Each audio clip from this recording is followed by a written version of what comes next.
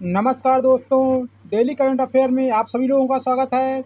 तो दोस्तों आज देखिए, आज फिर से आप लोगों को देश दुनिया के 10 महत्वपूर्ण करंट अफेयर के साथ आपको बताएंगे। ये हमारा current affair UP triple S C PET, UP PCS, UP police, computer operator, UP super TET, जहाँ भी करंट अफेयर्स आते हैं उसके लिए अति महत्वपूर्ण होगा। तो दोस्तों देखिए, उत्तर प्रदेश ट्रिपल एस सी के द्वारा पीईटी की नोटिफिकेशन जारी हो चुका है। कल 3 अगस्त से इसका फॉर्म भराएगा, तो आप लोग ओटीआर कर लीजिएगा और फॉर्म को भर लीजिएगा और अपनी पढ़ाई में लग जाइएगा। चलिए दोस्तों शुरू करते हैं आज का पहला करंट अफेयर।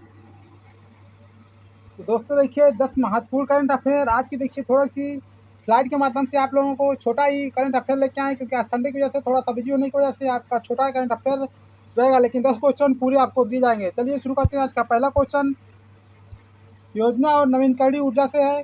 तो हाल ही में केंद्रीय मंत्रिमंडल द्वारा फ्लोटिंग सोलर पावर प्रोजेक्ट को बढ़ावा देने के लिए किस नई योजना को मंजूरी प्रदान की गई है?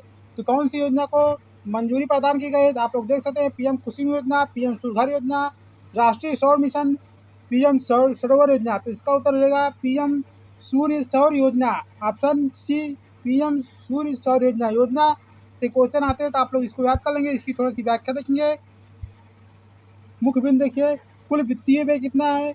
5070 करोड़ की राशि मंजूर की गई है। लक्ष्य क्या है? 5000 मेगावाट क्षमता के फ्लोटिंग सोलर प्रोजेक्ट विकसित करना। इसकी वित्तीय सहायता देखिए क्या है? केंद्र सरकार द्वारा प्रति मेगावाट कितनी वित्तीय सहायता प्रदान की जाएगी? 1 करोड़ वित्तीय सहायता प्रदान की जाएगी। नवीनकरणीय ऊर्जा के लिए बहुत ही बड़ा कदम होगा। आइए अगले क्वेश्चन की बात करते हैं। अंतर्राष्ट्रीय रक्षा और तकनीकी से है। हाल ही में चर्चा में रही स्टील क्रूज मिसाइल KH-101 किस देश द्वारा विकसित की गई है? क्रूज मिसाइल है KH-101, किस देश द्वारा विकसित की गई है इसको बताना है। यह देखिए आपके रूस के द्वारा विकसित की गई। किसके द्वारा? रूस के द्वारा विकसित की गई है।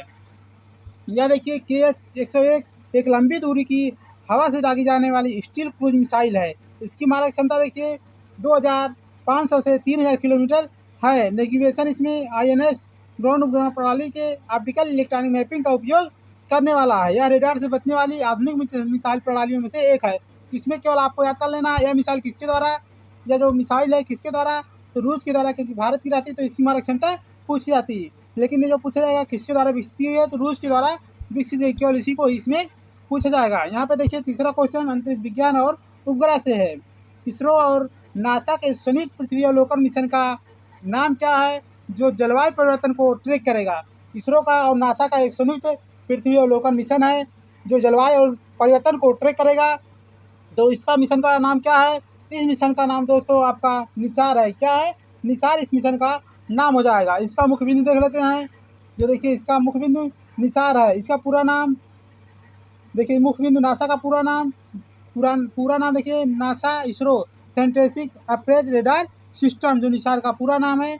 तकनीकी या दुनिया का पहला dual band radar imaging satellite है। कैसी है? Dual band radar imaging satellite है। पृथ्वी की सतह, बर्फ की चादरों और जंगलों में बदलाव का सटीक मैपिंग करेगी। इसरो का मुख्यालय कहाँ है? बेंगलुरु में। इसका जो स्थापना हुई थी 15 अगस्त 1969 में इसरो की स्थापना हुई थी, जो नासा या अमेरिका की है। आइए अगले क्वेश्चन की बात करते हैं। खेल जगतियों प्रतियोगिताएं से है। राष्ट्रीय टेबल टेनिस क्या है? राष्ट्रीय टेबल टेनिस चैंपियन, जो राष्ट्रीय टेबल टेनिस चैंपियनशिप हुई 2026 में, भारत ने किस देश को हराकर पुरुष टीम का खिताब जीता है? किस देश को हराया है? इसका ऑप्शन देखिए आपका हो जाएगा ऑप्शन बी, मलेशिया को हरा के भारत ने इस टेबल टेनिस को जीता है। इसकी मुख्य व्याख्या देखेंगे। आयोजन इसका कहाँ हुआ था? त्यागराज स्टेडियम नई दिल्ली में हुआ था। कहाँ पे? त्यागराज स्टेडियम नई दिल्ली में। इसमें भारत ने दोहरा स्वर्ण पदक जीता है। पुरुषों ने 3-2 से हराया था, महिलाओं ने 3-0 से मलेशिया को ही हराकर स्वर्ण पदक जीता है। तो इस स्वर्ण पदक को महिलाओं ने भी जीता है और पुरुषों की भी टीम ने जीता है। उपलब्धि क्या है? भारत ने टूर्नामेंट में अपना दबदबा बरकरार रखते हुए यह उपलब्धि हासिल की है। इस क्वेश्चन को भी पूछे जाने की प्रबल संभावना है।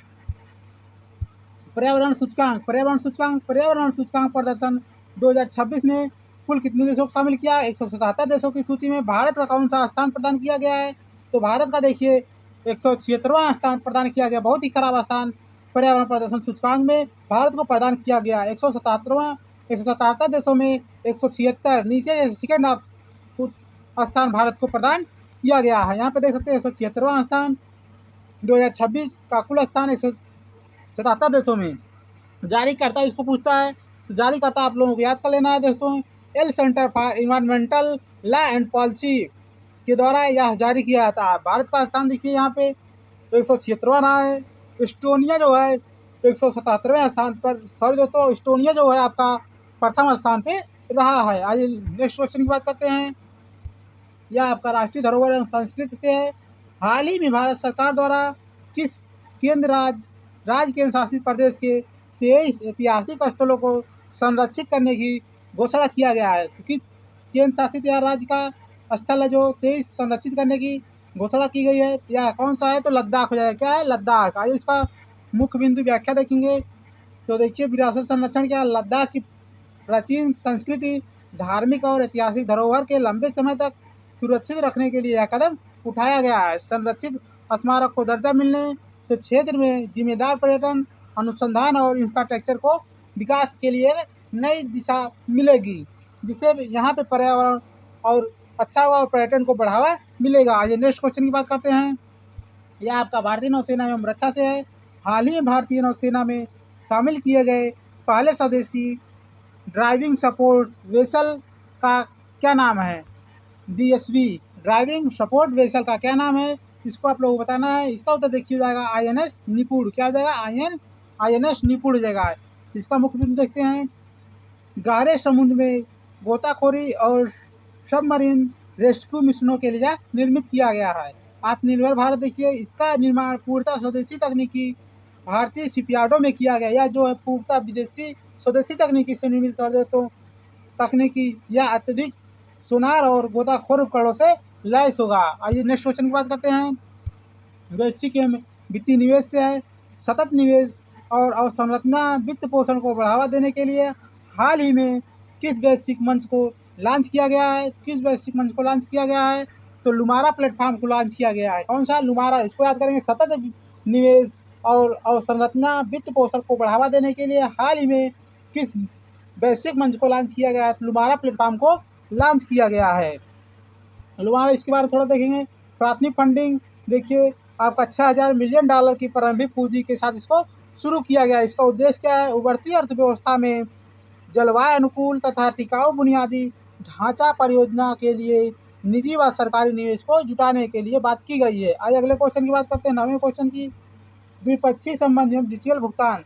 हाल ही में भारत ने किस पड़ोसी देश के साथ सीमा पार UPI, रुपे कनेक्टिविटी और वित्तीय सहयोग समीक्षा की है? तो किस देश के साथ समीक्षा की गई है? तो भूटान। कौन सी? भूटान। आइए अगले क्वेश्चन, इसकी थोड़ी सी व्याख्या देखते हैं। फिनटेक एकीकरण दोनों देशों के बीच सीमा पार डिजिटल भुगतान प्रणालियों UPI एंड रुपे को अधिक सुगम बनाने पर सहमति हुई है।